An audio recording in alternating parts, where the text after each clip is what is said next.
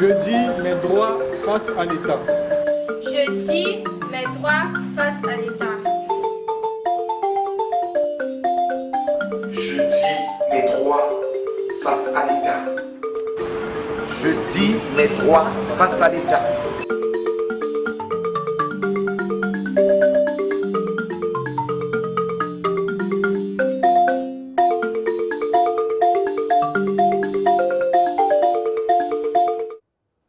Heureux de vous rejoindre sur les antennes de la télévision et radio congolaise pour ce nouveau numéro de la Tribune des droits de l'homme, une production de la Commission nationale des droits de l'homme du Congo. Denis Sassou Nguesso s'est vu renouveler la confiance du peuple congolais à la faveur de la présidentielle de mars dernier et a prêté serment le 16 avril devant un parterre d'invités, au nombre desquels les chefs d'État et de gouvernement. Alors pour ce mandat, les attentes des Congolais restent de mise conformément à leurs droits fondamentaux. Avec moi sur ce plateau, M.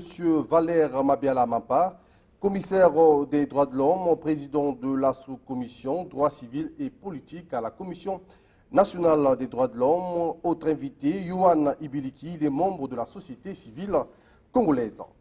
Dans cette émission, il sera essentiellement question de décortiquer le discours d'investiture du chef de l'État tout en jetant un regard sur les attentes des populations relatives à leurs droits fondamentaux. Mais avant de rentrer dans le vif de notre sujet, je vous propose un extrait de son discours. Le dimanche 21 mars 2021 s'est tenu sur l'ensemble du territoire de la République du Congo, dans un climat de calme, de sérénité et de transparence, souligné par l'ensemble des observateurs nationaux et internationaux. Une élection présidentielle libre et démocratique. Le peuple congolais a exprimé son choix avec un taux de participation remarquable de 67,55% et m'a gratifié de 88,40% des suffrages. Par ce vote, le peuple a choisi la paix, la stabilité et le développement. Il a plébiscité le Congo de tous, avec tous et pour tous. C'est dire combien je mesure avec gravité, fierté et reconnaissance la responsabilité qui m'a été, une fois encore, confiée par le peuple. Le fait que ce choix se soit exprimé de façon aussi massive est pour moi un élément de motivation supplémentaire. Aux Congolaises et aux Congolais qui ont bien voulu me renouveler leur confiance, je tiens à dire que votre choix m'honore et m'engage. Soyez assurés que je mettrai tout en œuvre pour répondre à vos attentes et à vos exigences. En ce qui me concerne, le travail ne s'arrêtera pas. Je remercie également les compatriotes qui ont exprimé d'autres choix, leur voix, tout comme leurs opinions, méritent le respect. Elles incarnent la diversité et le pluralisme de notre démocratie. C'est donc avec détermination que je m'emploierai à consolider, pendant le mandat qui s'ouvre, un État de droit engagé sur la voie de la prospérité. J'ai toujours été et je serai le président de tous les Congolais, sans exclusive, en particulier celui de notre jeunesse. Cette jeunesse créative et vibrante est à la fois notre force vitale et notre espoir. Elle figure au premier rang de mes priorités, car c'est à nous, gouvernants, qu'il revient de construire le Congo qu'elle mérite. La jeunesse, oui, elle figurait déjà au cœur de mes préoccupations quand, il y a 5 ans, je lançais notre marche vers le développement. Une longue marche entravée par les vents contraires de la crise économique, consécutive à la chute du prix des matières premières, notamment des cours du baril de pétrole, puis de la crise sanitaire qui frappe le monde depuis plus d'une année. Un double choc exogène qui a mis à mal nos équilibres économiques et sociaux, mais dont j'ai la fierté de dire qu'il ne nous a pas terrassés, même s'il nous a fait vaciller. Avec lucidité, nous en avons tiré les leçons. Ce sont ces leçons fruits d'une réflexion commune qui ont servi de matrice au projet de société que j'ai présenté au peuple congolais intitulé « Ensemble, poursuivons la marche ». Nous devons faire preuve de volontarisme pour accélérer la diversification de notre économie. Nous aurons pour cela recours aux partenariats public-privé, aux financements innovants, mais aussi aux emprunts nationaux et internationaux négociés aux meilleures conditions, les plus vertueuses possibles. Comme préalable, il nous faut améliorer le climat des affaires, simplifier et alléger la fiscalité, améliorer l'environnement juridique et judiciaire des entreprises, développer les mécanismes d'appui financier et non financier aux PME congolaises pour un meilleur accès au crédit, sensibiliser le gouvernement et les administrations sur les réalités du secteur privé, promouvoir l'entrepreneuriat, faire migrer les acteurs du secteur informel, véritable vivier d'emploi, vers le secteur formel. C'est, entre autres, tout le sens que je donne à la gouvernance économique et financière attractive.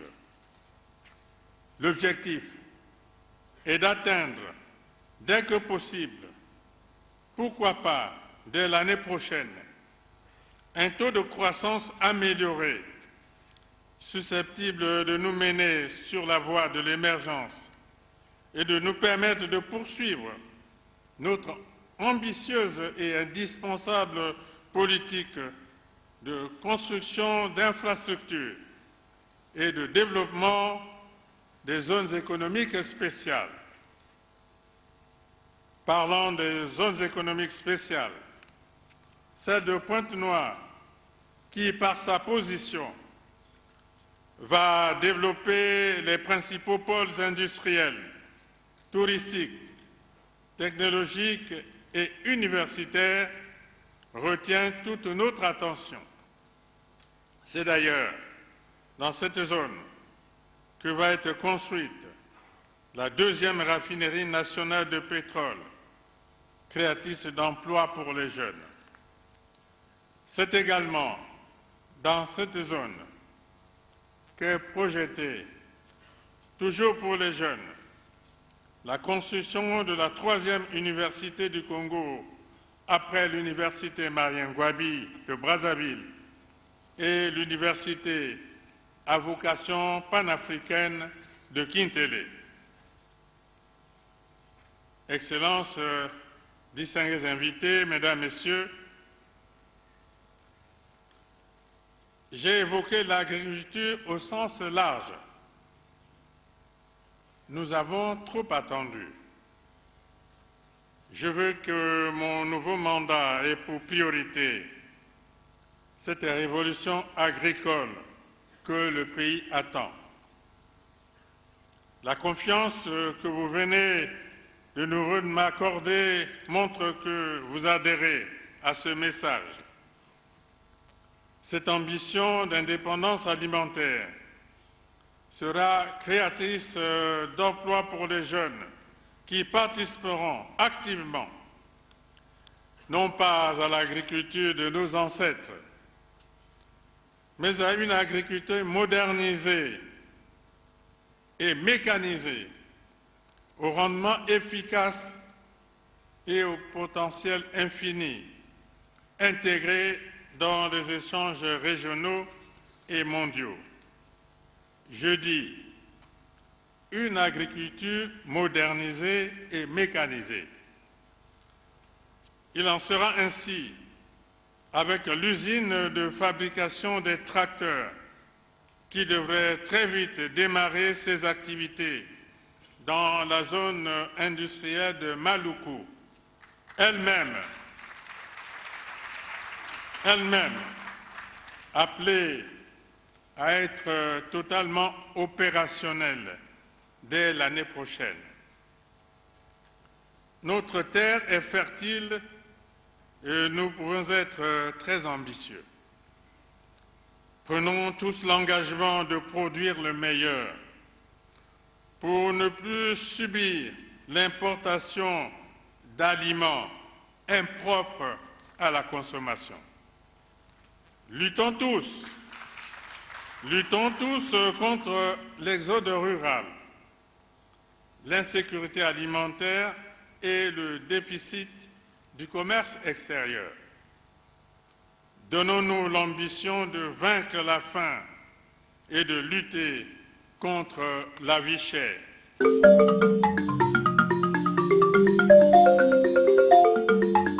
Nous avons tous suivi cet extrait du discours du chef de l'État, le président de la République, Denis Sassou Nguesso.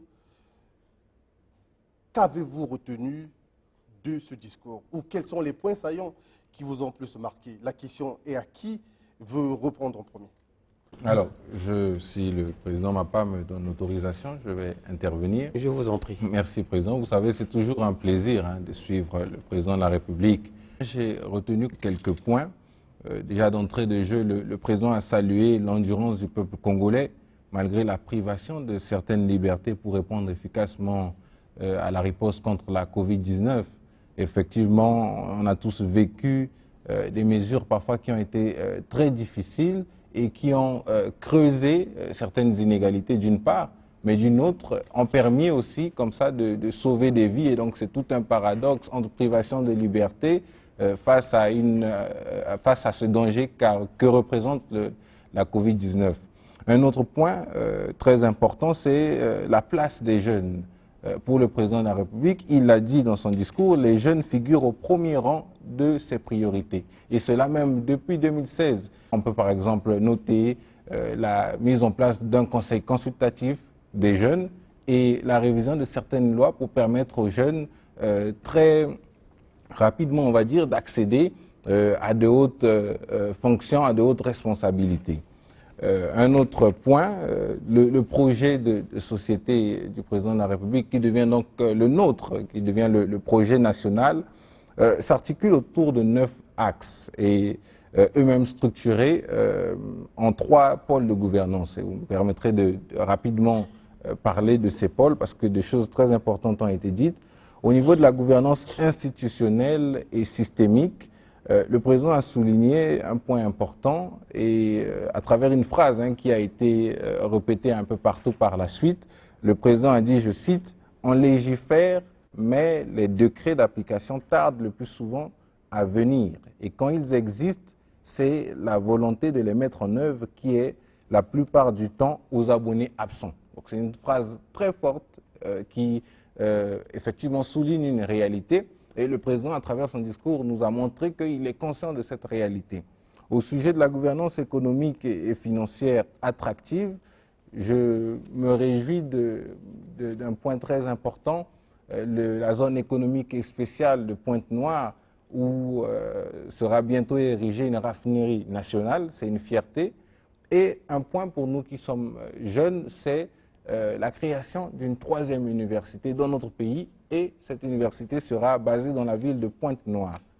Je peux comme ça revenir aussi sur la création d'emplois via l'agriculture, mais le président l'a précisé, il s'agit maintenant de parler d'une agriculture mécanisée et modernisée, qui va donc permettre aux jeunes de s'y retrouver. Et enfin, le dernier pôle, la gouvernance sociale et solidaire.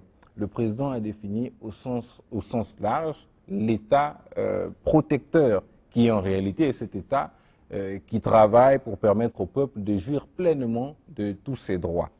Et si vous me permettez, pour terminer, le président a parlé d'environnement et écologie comme générateur aussi d'emplois pour les jeunes. Donc c'est quelques points qui m'ont beaucoup marqué et sur lesquels je voulais revenir. Ok, d'accord, je reviendrai vers vous. Mais Monsieur Mabiala Mapa, vous avez suivi le discours du chef de l'État, bien que nous avons proposé juste un extrait, mais vous avez suivi en long et en large le contenu du discours du chef de l'État. Quelle est votre lecture? Bien, merci. Il faut d'abord dire que l'adresse présidentielle en soi a été un moment fort. Empreint de solennité certes, mais il faut aussi retenir que c'est un moment qui avait un caractère sacré, parce qu'il s'agit là d'une adresse d'un homme que les Congolais dans leur ensemble ont choisi pour présider ou pour conduire les destinées du pays. Et il était donc à cette occasion sublime en train de dérouler sa feuille de route, de présenter son guide de travail et aussi mettre en relief un certain nombre de principes qui ont toujours guidé son travail de père de la nation. Et ce que j'ai principalement retenu, c'est le fait d'abord pour le président de la République de mettre en relief l'état de droit. Et l'état de droit, pour nous qui siégeons à la Commission nationale des droits de l'homme, nous nous sentons visés, interpellés et impliqués, parce que l'état de droit suppose ipso facto la convergence de 3 éléments essentiels: la paix, la démocratie et les droits de l'homme. Et donc, quand le président parle ainsi de l'état de droit qu'il faut consolider et maintenir, et nous sommes, en ce qui nous concerne, véritablement interpellés en première ligne. Et puis, le président a également insisté sur ce qui a toujours été son credo, comme il l'indique de façon permanente, la paix.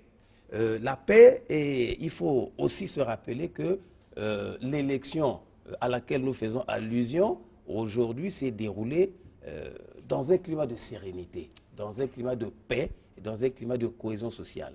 Nous voyons tous, comme je le dis si souvent, à ce jour, les Congolais dorment d'un bon sommeil, vaquent paisiblement à leurs occupations, circulent librement sur toute l'étendue du territoire national. C'est la preuve que le pays vit dans la sérénité. Et aujourd'hui aussi, nous constatons avec fierté que la voix du Congo se fait entendre avec un large écho sur l'arène internationale. Alors c'est donc autant d'atouts, autant d'acquis qu'il faut préserver et ajouter à cela les axes de travail que le président propose. Donc il faut dire que c'est là un patrimoine important et considérable que le chef de l'État met à notre disposition dans cette nouvelle feuille de route qui ouvre ce nouveau mandat. Alors c'est donc dire que pour nous, ça a été une adresse empreinte d'une morale de responsabilité évidente. Et au niveau de la Commission nationale des droits de l'homme, je peux vous dire avec aisance que le président de cette institution, en l'occurrence M. Valère Gabriel Etekeyeme, a apprécié à placer cette adresse présidentielle dans sa dimension réelle. Et c'est donc dire qu'il s'agit là d'un vade-mecum sur lequel les Congolais, dans leur ensemble, doivent s'inspirer et pour se mettre d'un commun accord dans la construction du pays. Et d'ailleurs, si j'ai bien entendu, le projet de société du président indique bien qu'il s'agit de poursuivre la marche vers ce qui avait été entamé. Alors voilà, grosso modo, c'est dire qu'il s'agit là d'une adresse importante, une adresse profonde et une adresse aussi qui dégage l'engagement du président de la République de se mettre, cette fois encore, au service de la communauté nationale et de travailler dans l'esprit qui a toujours été le sien, celui d'aller de l'avant. Voilà ce Merci. sujet. Monsieur Ibiliki, vous avez souligné dans votre intervention la promesse du chef d'État concernant la construction d'une troisième université. Qu'en pensez-vous exactement? Merci pour votre question. Vous savez, nous, quand on a reçu cette information, ça a été une immense joie. Parce que pendant longtemps, nous avons eu comme seule université publique l'université Marien Ngouabi. Il y a quelque temps, l'université Denis Sassou Nguesso, l'université de Kintélé, a ouvert ses portes. Et déjà, on a remarqué la diversification des curricula de formation. Et aujourd'hui, on nous annonce une troisième université. Donc, je pense que ça donne, donc, on va dire, une gamme de possibilités de formation pour les jeunes. Et c'est avec une grande joie que nous avons reçu cette information. Et si vous me permettez, je peux faire un clin d'œil comme ça à tous ces jeunes, à la jeunesse de Pointe-Noire, la deuxième ville, qui longtemps était obligée de se prêter à une sorte d'exode, quitter Pointe-Noire pour Brazzaville, parce que la seule université se trouvait au niveau de Brazzaville. Et donc c'est vraiment une grande joie d'apprendre que cette université sera érigée. Je pense que pour les jeunes de Pointe-Noire aussi, c'est un soulagement parce qu'ils s'est longtemps posé des questions d'hébergement. On quitte Pointe-Noire, qui est une grande ville, pour arriver à Brazzaville. Parfois, on n'a pas d'accompagnement, parfois, on n'a pas de parents. Et ça devenait un frein pour poursuivre ses études supérieures. Donc, cette université vient diversifier les curriculums de formation pour tous les jeunes et donner l'opportunité aux jeunes de Pointe-Noire de se soustraire de cet exercice d'exode. Vous avez également parlé de l'agriculture, tel que le président va encore reposer son action sur l'agriculture. Mais ce débat insiste depuis fort longtemps. Mais pourquoi aujourd'hui le jeune Congolais n'arrive pas à s'approprier ce secteur, on va dire, de l'espoir? Vous savez, et le président Mapa ne va pas me contredire, pour investir, il faut de l'argent. Il faut de l'argent. Et il y a comme premier point qui peut expliquer la non-appropriation ou la faible appropriation de l'agriculture par les jeunes, le fait qu'il y a méconnaissance des dispositions d'accompagnement qui existent dans notre pays. Et comme deuxième point, même quand ces mécanismes sont connus, et bénéficier de ces accompagnements, ce n'est pas toujours facile, c'est un exercice très difficile. Et enfin, troisième point, je peux parler du manque de sensibilisation des jeunes sur l'apport de l'agriculture comme source d'autonomisation. Parce que vous savez, on est resté longtemps dans un paradigme où l'autonomisation des jeunes, la réussite des jeunes passait par l'intégration à la fonction publique. Mais vous, en tant que société civile, vous avez le devoir de sensibiliser ces jeunes. Effectivement. Mais après, vous savez, à un certain moment, on se rend compte qu'au-delà de la sensibilisation, les jeunes aussi ont parfois besoin de modèles, s'inspirer des gens qui ont réussi comme ça dans l'agriculture. Parce qu'aujourd'hui, si les jeunes s'inspirent, beaucoup de jeunes aspirent à faire la politique, c'est parce qu'ils se sont inspirés de personnes qui ont émergé dans la politique et qui ont réussi sur certains points. Donc, la sensibilisation, nous, longtemps, on échange avec les jeunes parce que l'entrepreneuriat est, on va dire, l'un des moyens efficaces pour lutter contre la pauvreté. Et souvent, nous organisons des échanges comme ça avec les jeunes. Et les différentes portes, c'est par exemple se lancer dans l'agriculture. Mais pour ça, au-delà de la sensibilisation, je pense, les jeunes ont besoin de modèles. C'est vrai que dans notre pays, il en existe. Il y a des jeunes qui se sont déjà lancés. Peut-être un peu plus les mettre aussi parfois en lumière pour que ça inspire, pour que ça suscite un peu plus d'engouement chez d'autres jeunes. Et donc, c'est ces points-là qui peuvent expliquer, je pense, la non-appropriation de l'agriculture par la jeunesse congolaise. Président Mabiala, vous avez un mot? Oui, merci sur ce sujet. Merci. Bon, nous voyons bien que depuis très longtemps, le président de la République insiste sur la diversification de l'économie. Et nous avons tous constaté aujourd'hui les caprices de la ressource principale qui est la nôtre, le pétrole, qui connaît des bas est tout à fait regrettable. Alors, c'est donc dire que le président, dans cette annonce, à mon humble avis, a essayé de nous faire comprendre l'intérêt d'utiliser, parmi tant d'autres secteurs, l'agriculture comme une porte de sortie réelle par rapport à la situation de crise qui est en train de nous frapper aujourd'hui.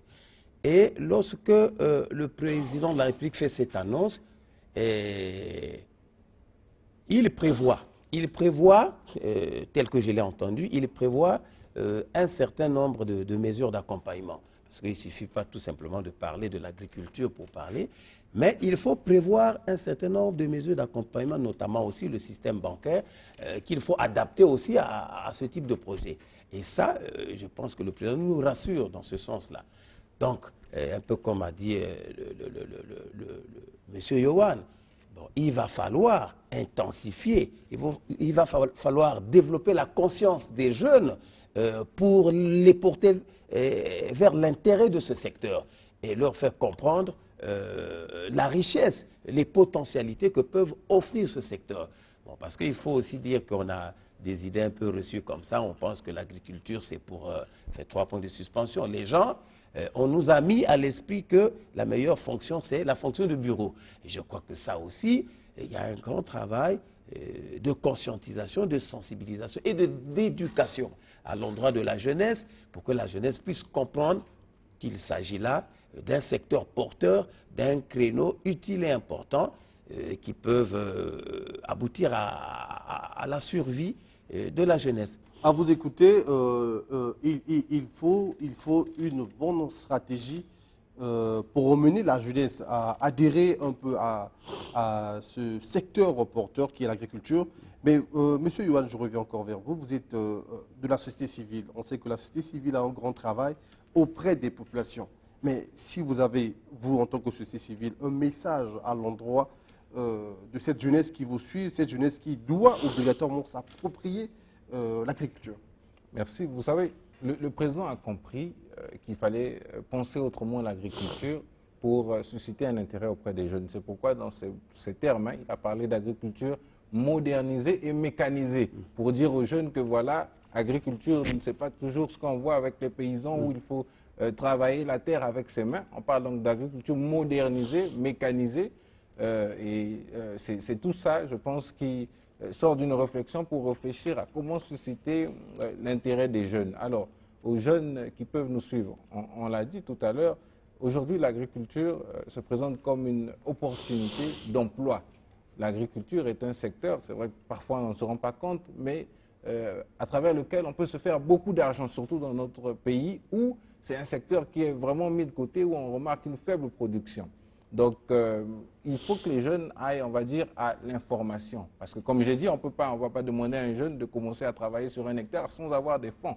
Mais aujourd'hui, il y a des mécanismes comme ça, il y a des projets du gouvernement avec les partenaires au développement qui existent pour accompagner les initiatives des jeunes, surtout dans le domaine de l'agriculture. Donc, il faut aller à l'information, il faut chercher les bonnes informations pour voir comment on peut se faire accompagner. Et aussi, il faut parfois beaucoup taper parce que même quand on a l'information, on a parfois des difficultés pour se faire accompagner, mais avec, on va dire, insistance, parfois on arrive à ce qu'on veut. Donc c'est vraiment invité, mais après, c'est pas tous les jeunes qui peuvent faire l'agriculture. Donc ceux vraiment qui sentent parfois ce besoin, parce que j'échange effectivement avec certains jeunes qui me disent que oui, chez nous, par exemple, à 45, papa a 1 hectare, papa a 10 terrains, moi je veux bien me lancer, mais je ne sais pas par où commencer. Donc c'est vraiment inviter les jeunes à toujours aller à la recherche d'informations. J'ai un projet, comment je fais définir des plans, on va dire, d'exécution, des plans d'action pour réussir à matérialiser ce projet. Donc l'invite, c'est effectivement à tous les jeunes qui nous suivent de s'intéresser à ce secteur, surtout qu'on se rend compte que les jeunes qui sont majoritaires représentent aussi, on va dire, une grande masse de chômeurs.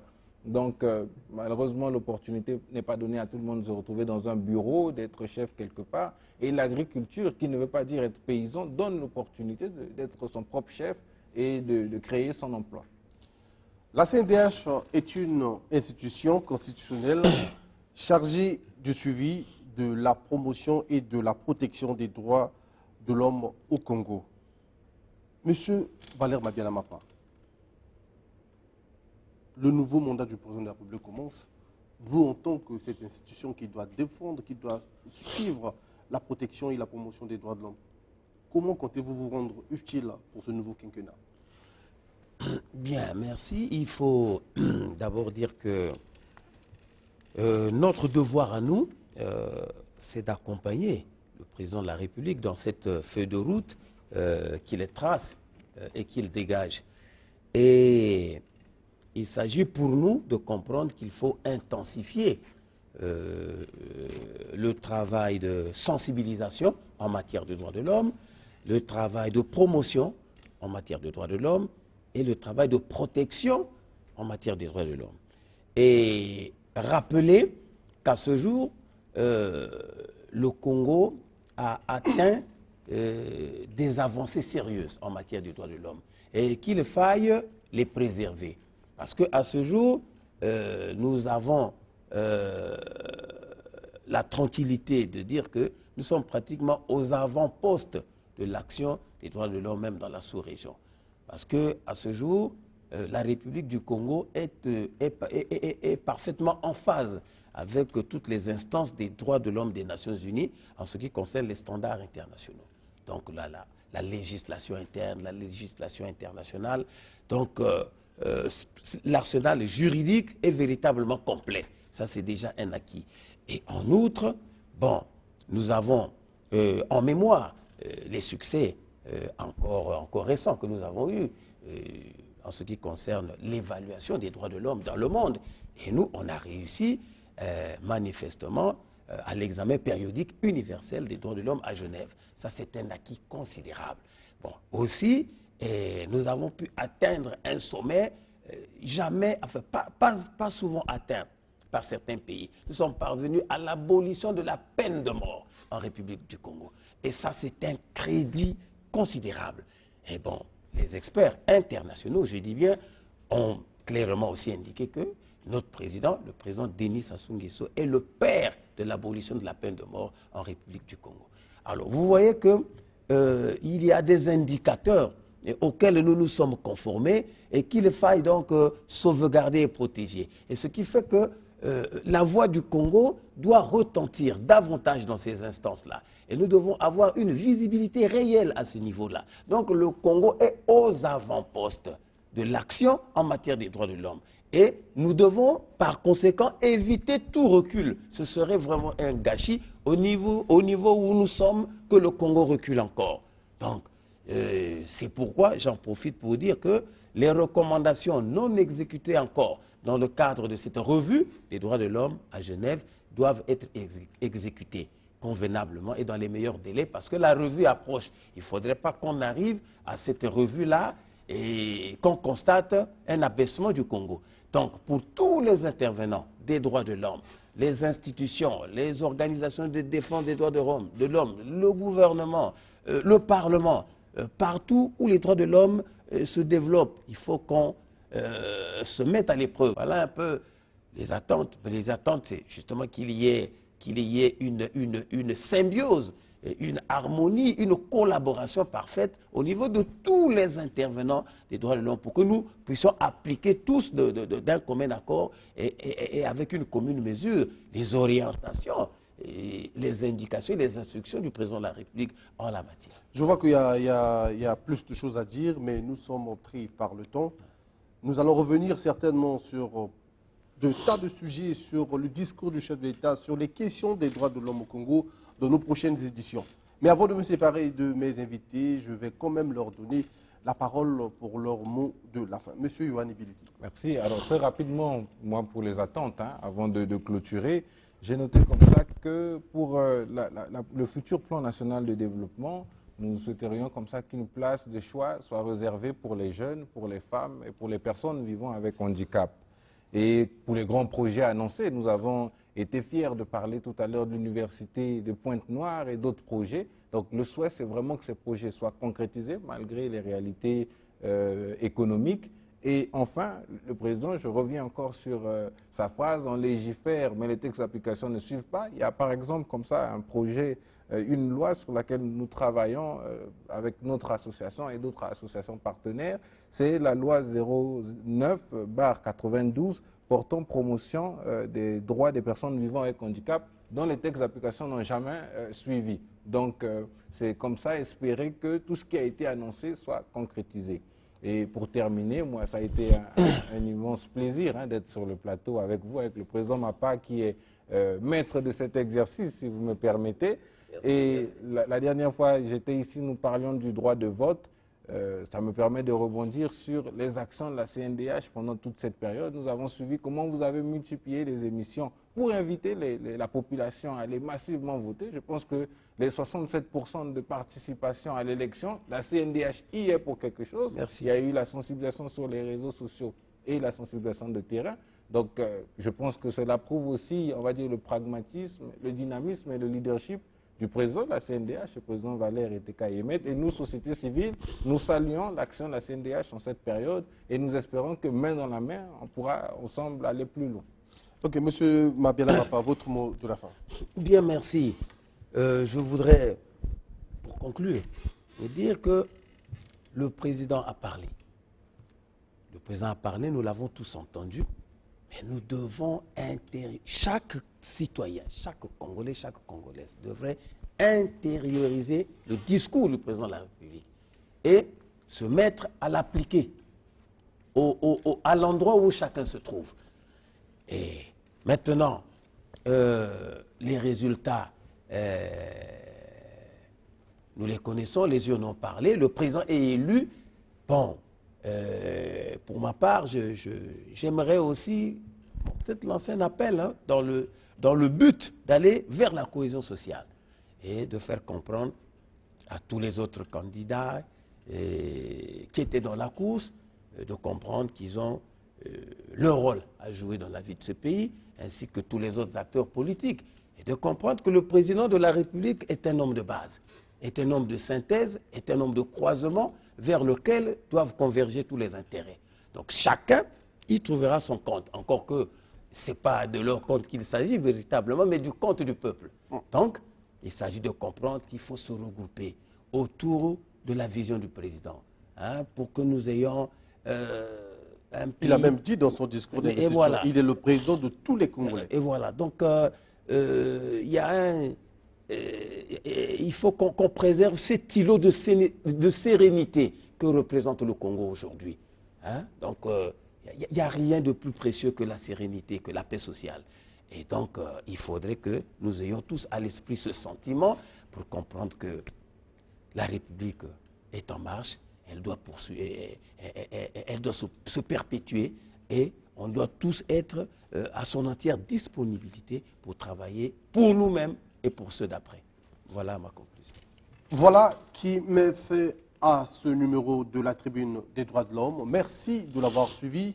Je vous retrouve prochainement dans un autre numéro. D'ici là, portez-vous bien.